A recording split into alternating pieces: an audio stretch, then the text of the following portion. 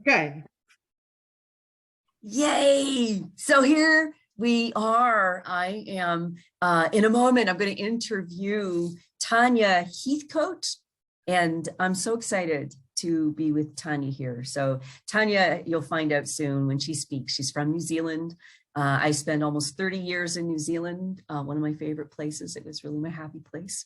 And that's where she is. So it's just been a pleasure. Tanya has recently completed the Woman Beat Your Drum program. Yeah. It's a 3-month transformational program, and we are diving into the transformation that can happen in your life when you, when you begin letting go of limiting thoughts and beliefs that you really were sure were true about yourself and about what's possible for you in your life. So let me bring her on in the side by side. There we go. So Tanya, welcome. And just let me welcome the people listening in. So if you are listening in to Tanya and I here in this interview on transformation, say hello, drop a comment. And as we go through, if you've got any questions, just write them in the comments. Also, let us know where you are coming in from, because it's always exciting to greet people and just see the people from around the world who come in to participate in a conversation about transforming your life. So Tanya, thank you so much for... Oh, thank you so much for your time. So you want to say a little bit about yourself? Like, who are you? Yeah, well, my name's Tanya. Hi, everybody. I'm 50 years old. I have just not so long ago changed the trajectory of my life, like totally. I own a little secondhand shop in New Zealand, in a small town in New Zealand, and I sell on behalf. It's really a funky shop and nice and bright, and it's so different to working in corporate. And yeah, so it was a big change in my life, and there was a lot of other things that needed changing as well, which was quite urgent. And then, funnily enough, I met Leanne. Things work out sometimes just the way they need to. Funny that, eh? Yes. So I've got some questions for you, Tanya. Sure. So there are so many other programs out there that, that do similar things. They say they do similar things. Now, what is it that had you choose the Woman Beat Your Drum program? Because you could have said no, you could have done something else, What was it? Firstly, really sort of a silly thing, but the title, Woman Beat Your Drum, I thought was really catching and intriguing. And it's just what I felt. Like I really needed to, yeah, to beat my drum and to find my own strength and my ground and my voice, to find my voice, beat my drum. And it came highly recommended by a friend who had made amazing changes in her life. And she had this energy about her. And I could actually feel it, and I could see the changes happening. I didn't know she was taking your course. And at some stage after a breakup, and I was pretty down in the dumps, she said, "Look, I've done this course, and I know Leanne, and I would really love to gift this to you. It would be my gift of love to you as a friend." And it was for my 50th birthday. So I said, "Yeah, well, thank you very much for that." I was quite stoked, and I didn't use it for a while, and I didn't look at the information for a while. But when I looked you up, what really drew me to you, and there's another silly thing, was your hair. You beautiful head of hair, which was so connected and flowing and all the things. I don't know, it represented all the things that I wanted. I wanted to beat my drum. I wanted to be connected. I wanted to be grounded. I wanted to be flowing. It was just this feeling that I had. Sorry, the content was great, but I had this feeling. And yeah, so I followed my gut. Got it. Yeah. Wow. Sometimes in the beginning, when we're attracted to something, we can't always put our finger on it. And so you don't really do something like this because you like someone's hair, but there's something, right? There's something that's being communicated. There's something that you're picking up, and you said you followed your gut. And there's so many things that went, that said something to me, that said something to me, that said something to me, and you listened. Now, tell me though, because before you step into transformation, now, even though someone gifted this to you, which is just an amazing gift, Yeah. even though they did that, there's still not oh yeah, sure, yep, yeah, that's fine, I'll just jump in, because you're dealing with transformation, and it is, and you and I had a wee chat, and you said you didn't really look at it at first, but even in that conversation, it's like, you cannot do this course lightly. You Yes. cannot come in and be curious. You can't come in wondering, gee, well, I wonder how this will go. And you just can't do that. Exactly right. He had to have a conversation It to, was so good. That chat was so good that we had. Yep. mm, Mm.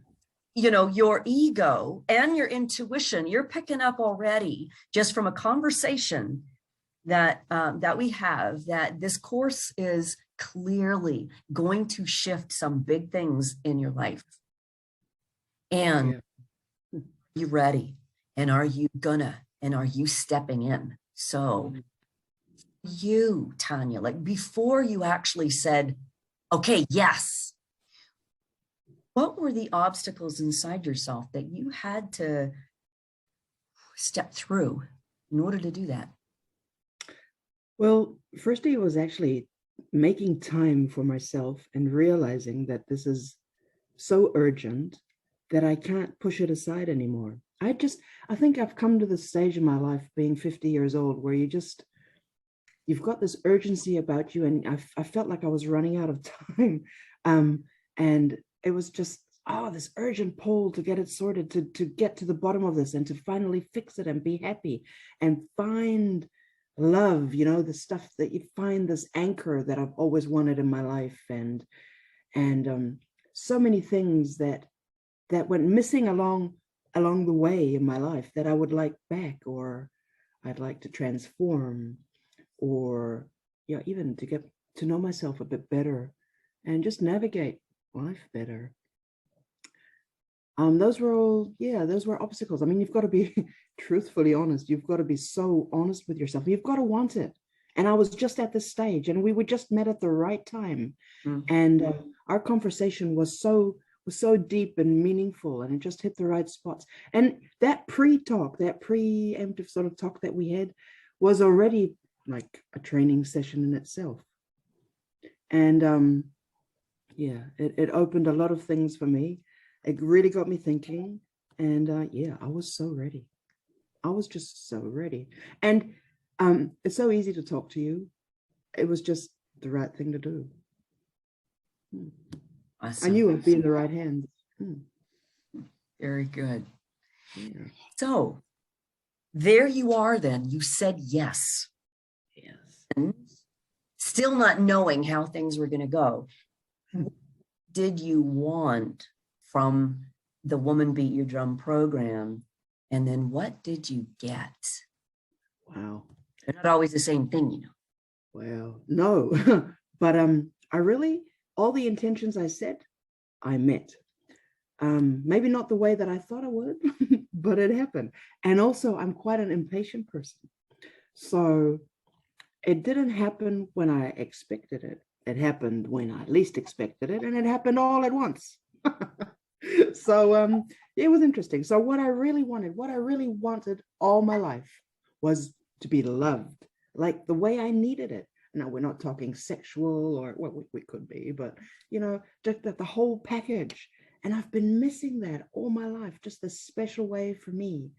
True love, happiness, joy, finding joy, being joyful from within, reigniting my inner light, which had sort of turned dull and diminished. And I felt like my light was slowly, just dying down.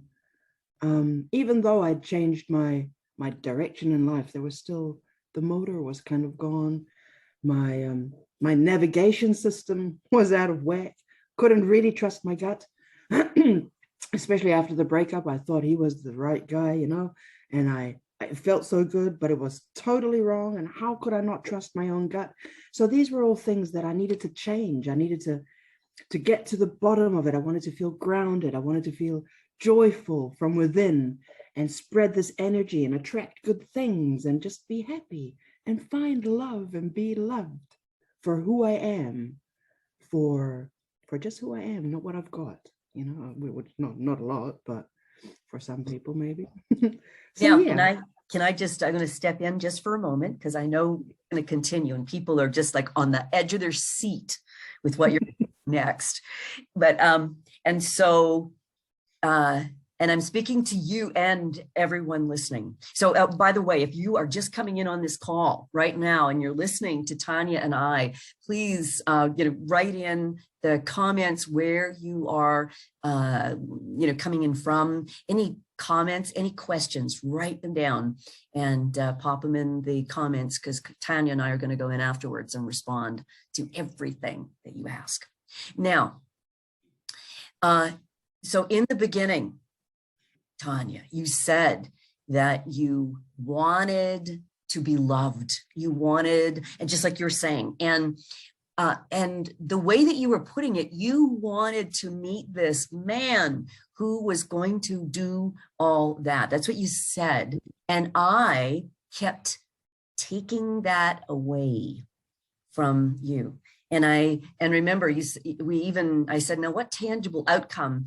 And you said, our relationship. And I went, let's not do that. Let's, pick something more simple. You see, because, and this is so important for everybody to get, because this is something that you got, is we look to be loved by somebody else.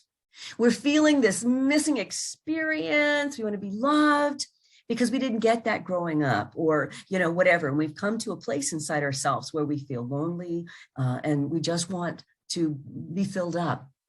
And so we look to relationships, or we look to jobs to, give us that feeling of purpose and that feeling of fulfillment, but it never, ever fills us. And what happens is, because we're looking for someone else to give to us that, because we're not giving it to ourselves. So that's just a little key at the moment. I want to come back to that. And because we look externally to someone else to give that to us, we only meet and attract other lonely people who are empty too. So they're all wounded. And so what happens in the beginning, it looks like fireworks and all this love, but then something happens and, hurt people hurt people. Mm.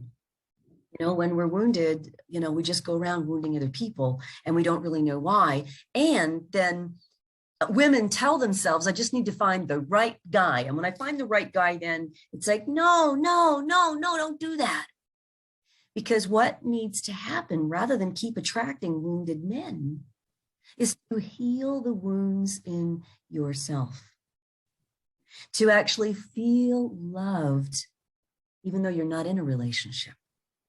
To actually feel whole and fulfilled all on your own. Mm-hmm.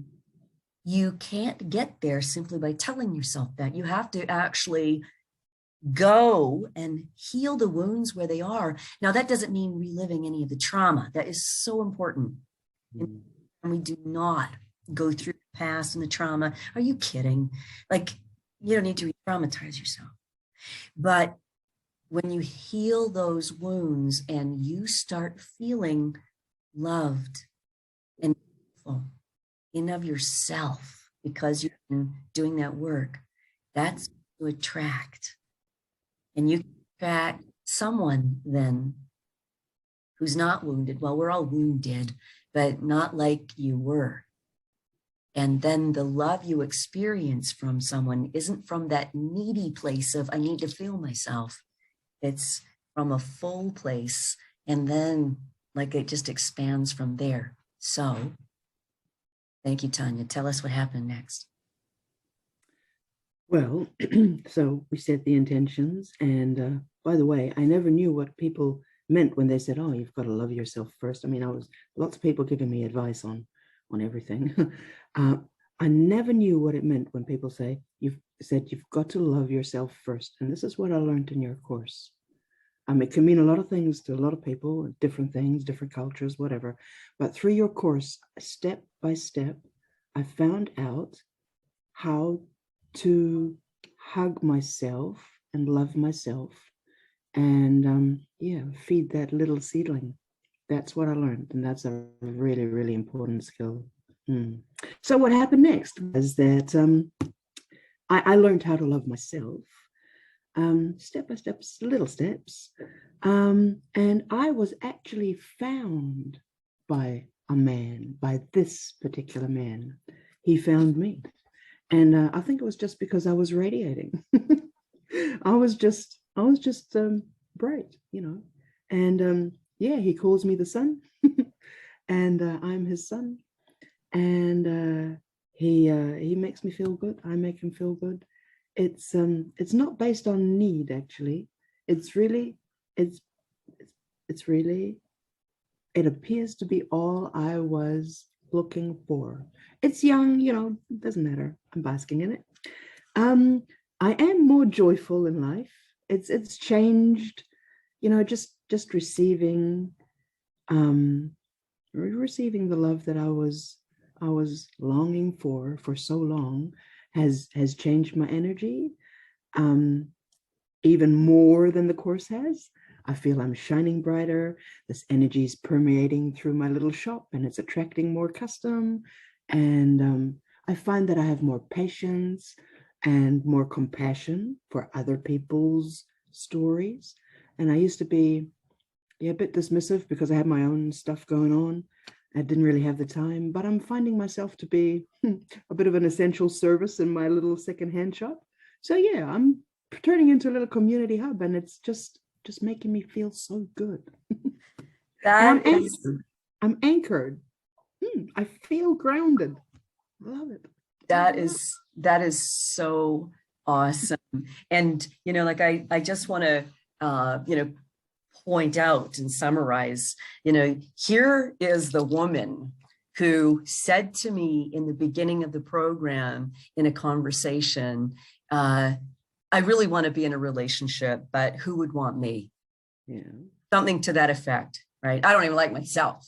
And so it's like we go around with these beliefs, these limiting thoughts, particularly when we're not feeling all that good about ourselves, and saying those kinds of things to ourselves, that's just really kind of hurtful. Like you used to,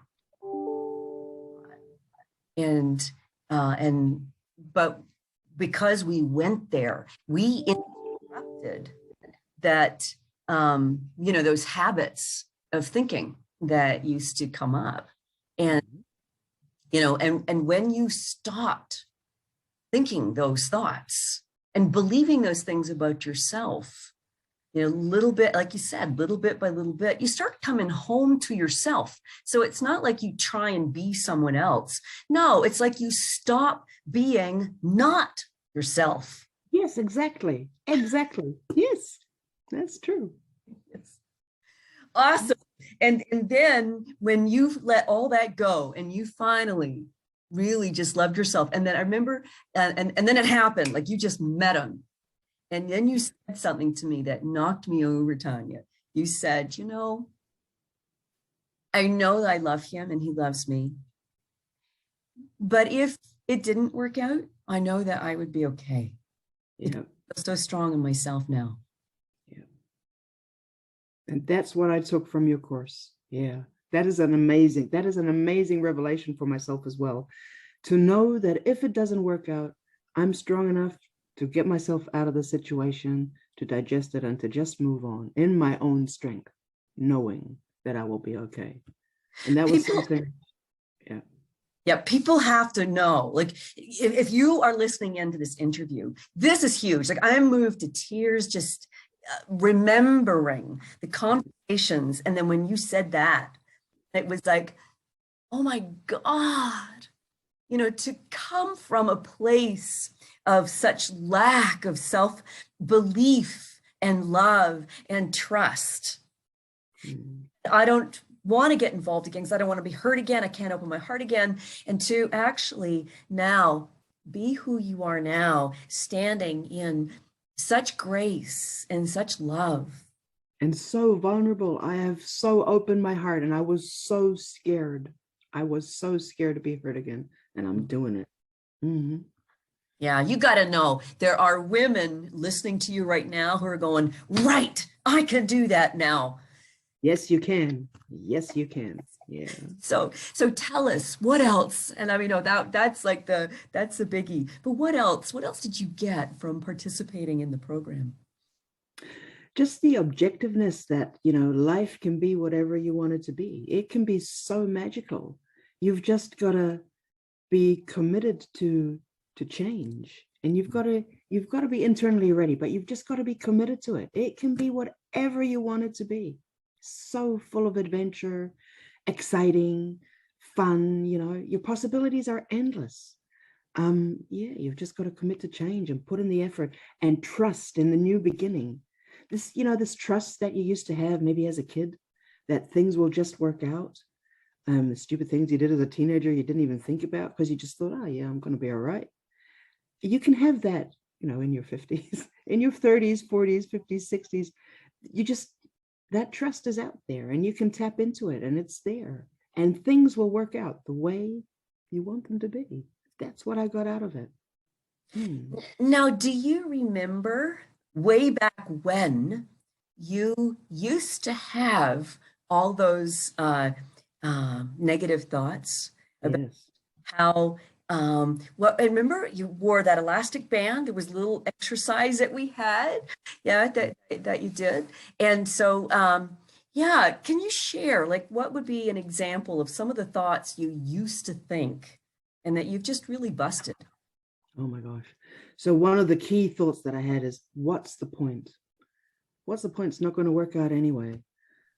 He's just saying that. Or yeah, it's just a good day at the shop. What's the point of actually changing something? People are not going to come. We're in a pandemic. It's not going to work out. Those kind of thoughts. And they would just creep in. They were just so, they would just sneak in and you wouldn't even realize they were there. That's hence the elastic band. And I would just snap it. And yeah, it would sort of wake me up. And I'd chuck the thought out. I'd delete it. I wouldn't give it any energy. It's because I wouldn't focus on it. And it was hard work because you've got to be conscious like all the time. It's really hard work, especially if you've got stuff going on and you're not so happy with yourself. It's easy to fall into that pattern, that comforting voice of saying, don't bother about it. It's not going to work. What's the point? Gosh, so hard. Wow. Yeah.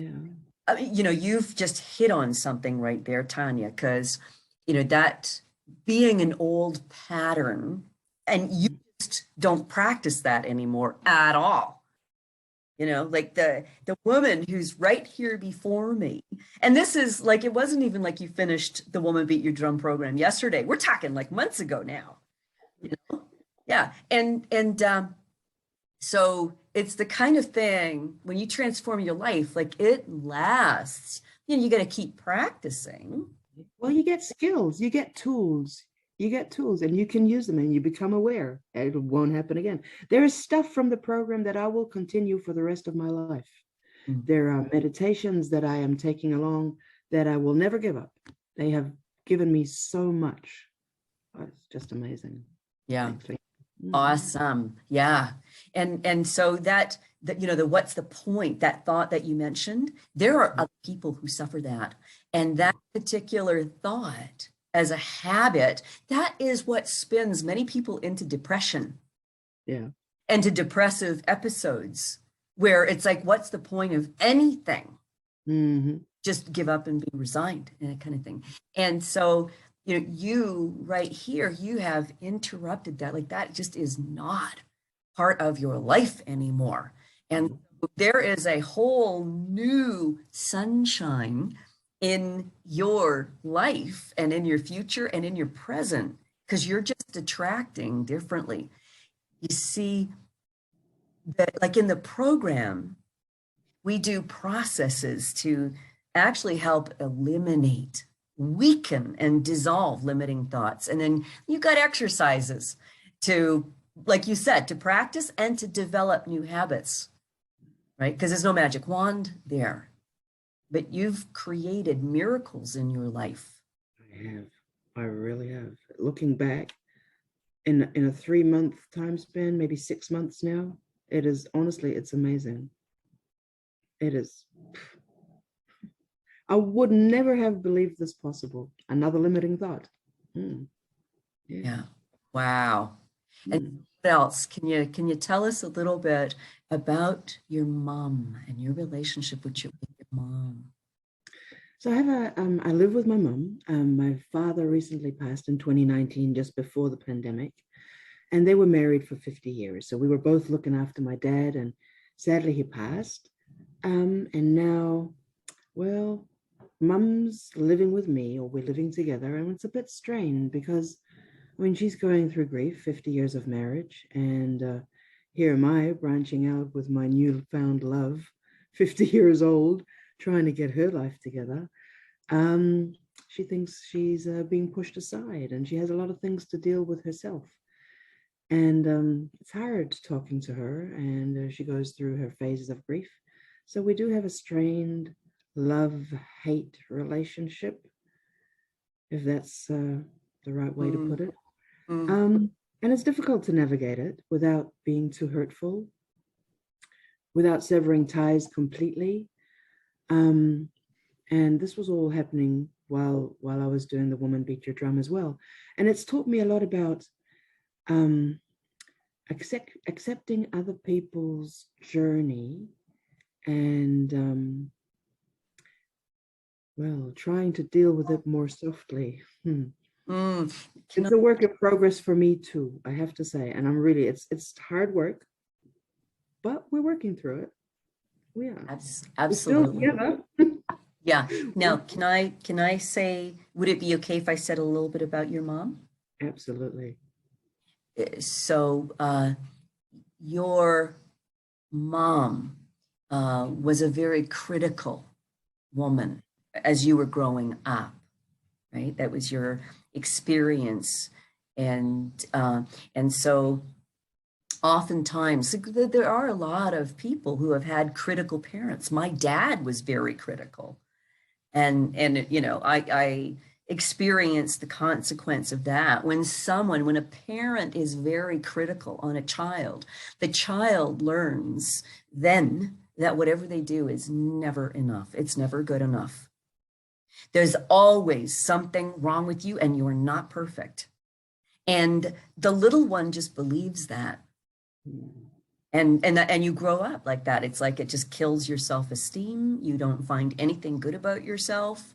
And now where that comes from, because what's important also to acknowledge here, because you know, they've got many parents listening in on this. Parents, you do the best you can with what you've got. And you know, like my parents were like barely 21, 22. Heck, they're kids. And also too, we're all wounded. And so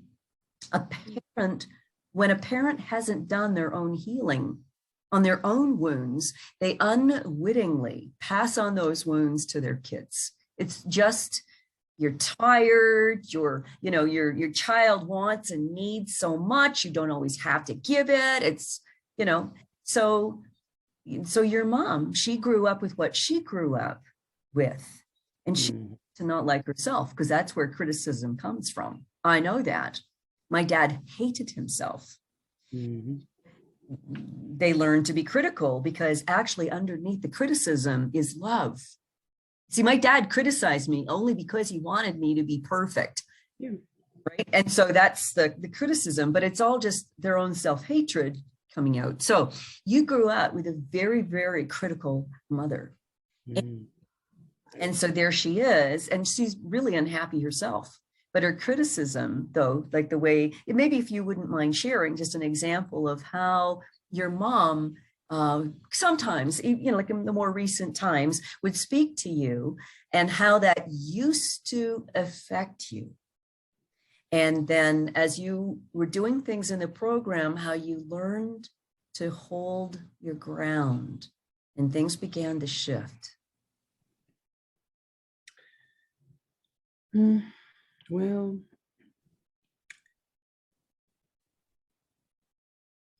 I can't think of a specific example now, obviously, but yes, she was very critical. Always has been and still is. Also with my newfound love, that it's not gonna last. So she would say things like that. Yeah, and she would say, he's not right for you. I thought you could do better. And it's so hurtful because he's making me feel so good, and he's such a lovely, humble, joyful, open-hearted person. Just what I want, not what she wants, you know. It's not about her, but it's always been about her, always. So she says things like, oh, so now you've been on your romantic getaway. Why is he not calling? His phone broke. He needs a new phone. That's the reason. Yeah. Yeah, so she's installing those little, you know, those little arrows. That's what she does. She shoots arrows. Yeah, there was, so people are getting a sense of, okay, so it's her own anger and hurt that she just kind of, you know, fires back at you, which is hurtful. Now, it was something that was a little while back you shared with me, and it was the first time you held your ground with her, and it had something to do, I think maybe it was around the business. So she was criticizing how you were running the business and what you were doing, and then you're off seeing this man, and how you used to just cringe, like you used to like you would feel, you told me you just feel like destroyed inside. And so guilty for causing her this upset. That's right. Yes. Yeah. So that's okay, good. So then you would feel guilty all the time that your mother was upset, and you would want to. Bad conscience would just fester in me and ferment and percolate. Oh, and then it would turn into this rabbit hole of safe hatred. How could I do this? And is it really true? Am I that awful? Can I really not run my business? Is this all not going to work out? What's the point? Okay, good. So you've just given a great example there of a whole bunch of limiting thoughts and beliefs. And it's also in a relationship that's unhelpful, right? Like with your, like the dynamic. And so, you know, and you learn that from when you're little, all that self-doubt, and am I really doing the thing? Maybe I don't know how to run my business. Is this really the right relationship for me? Is this, oh no, like I'm, oh, that's right, I'm really not nice or pretty or whatever. Okay, so you begin to completely doubt yourself and crumble and then feel guilty, you know, that you're not doing more to please your mom, or you're upsetting her, or. And what do I actually want? Is this really what I want? And this doubt of, where am I going? Is this really what I want? Is just the worst. It's just, wow. It stops you from moving forward.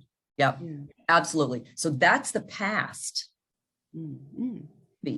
Now, and so do you remember that first time you said it was a really big argument you and your mom had?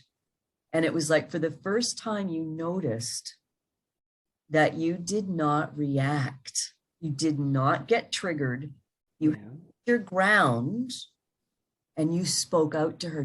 Can you just say a little bit about like what that felt inside and how you responded? So without going into the specific situation, and it's quite a tough one, I felt so empowered and so grounded and so strong. Like I felt invincible, like Wonder Woman, because I realized what she was doing.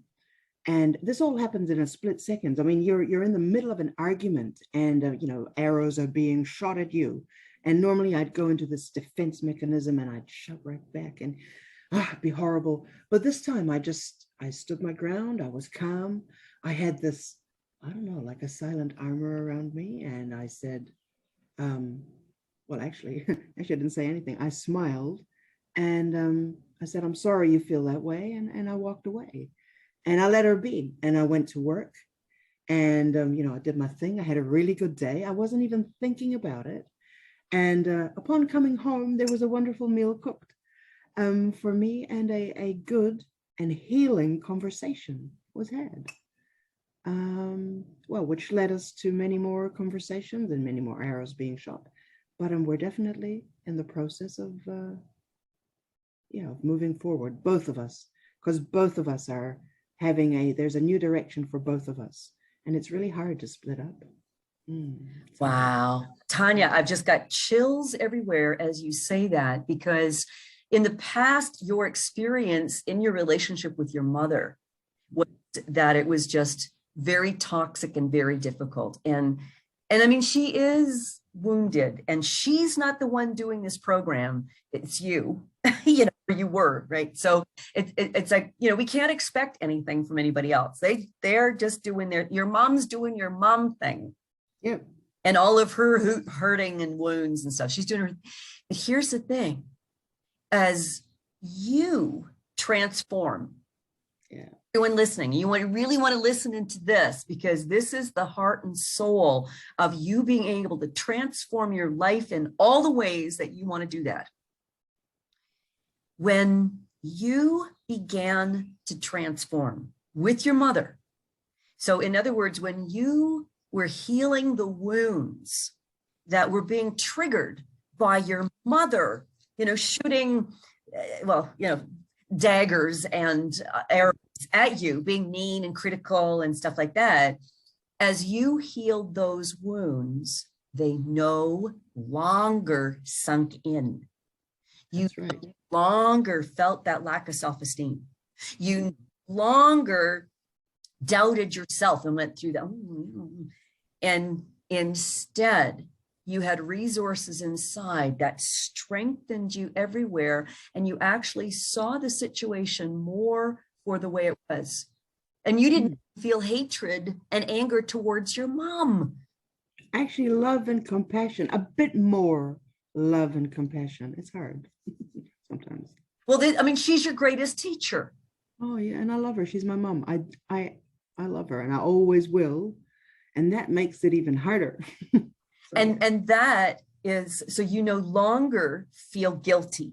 You no longer go to that old place and you don't lash back at her. You let her have her rant, smile, and move on. Yeah. Or if you have things to say, you say them, but you say them from that really grounded, calm place. And then the absolute truth that just sort of, it's my truth and I can just, say it. I speak it. It's my truth. There's and I'm not guilty. I'm not. No. And your mother is actually responding differently. Yes. Yes, she is. Okay. So this is how other people in our lives transform. Mm-hmm. It's not by us trying to fix them or change them or manipulate or strategize, nothing like that. When you hold your ground from a place of love and compassion, just like what you're saying, and you got to do your work on your wounds, because if not, you can't do that, because whatever she says, it's just going to fill you full of holes and you're going to be hurting. All your wounds are going to be festering. But when you no longer have those wounds, that's where you can come from, that place of love and compassion with strength. And then what happens is, because you're not triggered by the other person, you don't shoot anything back. And so the other person, they don't have anything to react from you. They're actually left with themselves. They're left with themselves because you're not dancing that dance anymore. That's right. Right. And so what happens is they end up being more reflective about, this is their choice now. People have choice, but they can end up being more reflective and more self-aware. Gee, that wasn't really fair that I said that. And that's only because they're not busy, in their own mind attacking you from what your triggered response was. They left themselves. And so you can actually have more magic moments with your mother, who is wounded, who isn't doing this work, who will still have her rants and flare-ups, but you're getting trained in handling them differently, in a more healthy way. so that your relationship with your mom can even heal. Yeah. And it can transform, because it's such an important part of, this is the last stage of her life. She's 76. So she's getting ready for her last stage in life as well. And there's still stuff she wants to do. She doesn't know what it is, but there's still something out there. So I can actually help her by helping myself helps her find her way as well. It's actually, we've had a few really magical moments and some really good breakthroughs and some setbacks. I'm not going to lie, but it's been an amazing journey so far, and yeah, I think we're both headed in the right direction. Wow.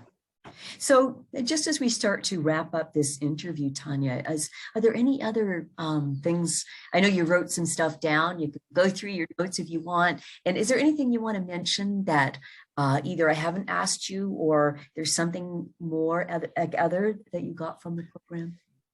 There's one thing I really want to say, and I really want to thank you, Leanne, for having so much love and compassion for me when I had absolutely nothing for myself and I hated myself. And just the way that you embraced me, and I just trusted you 100%, because I could just open up to you, and that you just caught me with all your love, and you guided me, and it was amazing. Thank you very much. You're an amazing teacher, coach, human being. I'm so glad I met you. You're the perfect person to lead and to guide people through this journey. I think you are amazing, and I really wanted to thank you for that. I love you. Thank you. Yeah. Thank you. I love you too. Yeah, I know. It's a very precious journey that we go through, because it's a journey coming home to yourself. And there isn't anything I could imagine more fulfilling than doing this work and walking hand in hand with women. Because I can't take you where I haven't been myself. Goosebumps, yeah, honestly. It was amazing. Yeah. So just in finishing up then, for the women who are thinking about the program, but they're not quite sure yet, is there something you would like to say to them, Tanya? Life can be all you want it to be. All the things that you're secretly dreaming of, wanting to change, you can make it all happen. Life can be magic and full of adventures. You could be joyful. You could find the love you're looking for, expand your business, even create better moments in your family, with your partners and mothers and daughters and sons. Everything's possible. You've just got to trust and find the right path for you. For me, it was the Woman Beat Your Drum program. It really set things in motion. All the intentions that I set for myself before I started this course, I've met them all, and it's amazing. It's amazing. Do it. You can do it. Awesome. And that's coming from a woman who in the beginning said that wasn't possible. I was careful. Oh, Tanya, thank you so much for your vulnerability and your open heart and your courage to share all of this and just make such a difference to the people watching in. So thank you so much. Thank you very much. And yeah, ask away, guys. We'll answer all your questions. Yes, wonderful. So if there are any other comments or questions you've got, and go ahead and ask them, truly, because Tanya and I will go in and respond to every single one. All right. See you. Love you. Bye.